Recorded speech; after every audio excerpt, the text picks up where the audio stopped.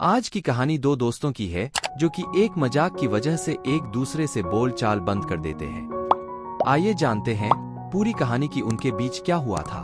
तो आगे बढ़ने से पहले अगर अभी तक आपने चैनल सब्सक्राइब नहीं किया तो कृपया सब्सक्राइब करें और बेल आइकन को ऑल पर कर दें ताकि सारी वीडियो आपके पास सबसे पहले तक पहुंचे। तो चलिए अब कहानी शुरू करते हैं।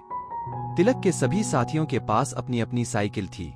वे अक्सर किसी न किसी मित्र के साइकिल के पिछले हिस्से पर बैठकर धूम मचाते हुए स्कूल जाते।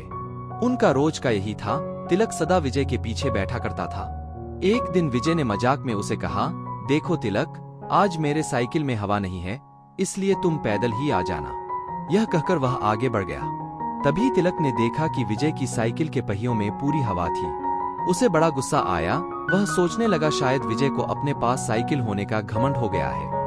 थोड़ी दूर जाकर तिलक ने देखा कि विजय साइकिल रोके खड़ा है। यह देख तिलक रुका नहीं, वह उसके पास से होता हुआ गुजरा तो विजय ने पीछे से आवाज दी, अरे तिलक, ठहरो तो, तुम तो पैदल ही जा रहे हो, मैंने तो मजाक किया था, आओ बैठो मेरे पीछे। तिलक नहीं रुका, वह गुस्से में जो था। उस दिन वह पैदल ही स्कूल गया। शाम को घर आते ही उसने अपने पापा से कहा, पापा मुझे भी साइकिल ला दीजिए, मेरे सभी साथी अपनी अपनी साइकिल पर स्कूल जाते हैं। 4-5 दिनों के बाद तिलक के बाप ने उसे नई साइकिल ला दी। अब तिलक और विजय दोनों अकेले अपनी अपनी साइकिल पर स्कूल जाने लगे। तिलक के मन में अब भी विजय के लिए गुस्सा था, इसलिए वह विजय को नीचा दिखाने के चक्कर में रहने लगा। एक दिन तिलक ने मन ही मन यह फैसला कर लिया कि उसे अपनी साइकिल सदा विजय से आगे रखनी चाहिए। 2-3 दिन बाद विजय भी उसकी इच्छा को भांप गया। अब जब यह टोली स्कूल जाती तो तिलक और विजय में होड़ सी लगी जाती। दोनों ही अपनी साइकिल एक दूसरे से आगे निकालने की कोशिश में रहते। कभी तिलक आगे निकल जाता तो कभी विजय। कुछ दिनों तक इसी तरह चलता रहा। एक दिन सभी मित्र स्कूल से घर आ रहे थे।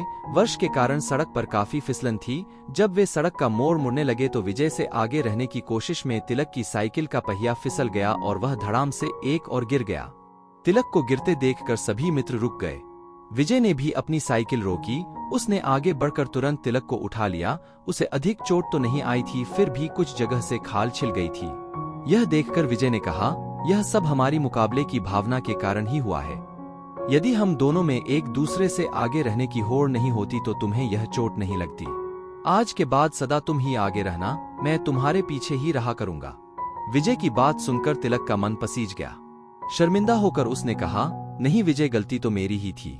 मेरे मन में ही यह भावना आई थी कि मैं सदा तुमसे आगे रहकर तुम्हें नीचा दिखाऊं। मैं यह भूल गया था कि सड़क पर मुकाबले की भावना रखकर साइकिल नहीं चलानी चाहिए। अब मेरी आंखें खुल गई हैं, मुझे माफ कर दो। इस कहानी से हमें ये सीख मिलती है कि सड़क पर मुकाबले की भावना से साइकिल या दूसरा वाहन नहीं चलाना चाहिए। कहानी समाप्त होती है। तो आप लोगों को यह कहानी कैसी लगी कृपया कमेंट करके जरूर बताएं और चैनल को सब्सक्राइब करके बेल आइकन को ऑल पर कर दें और लाइक शेयर कीजिए अपने दोस्तों के साथ। तो फिर मिलते हैं एक और नई कहानी के साथ। देखने के लिए धन्यवाद।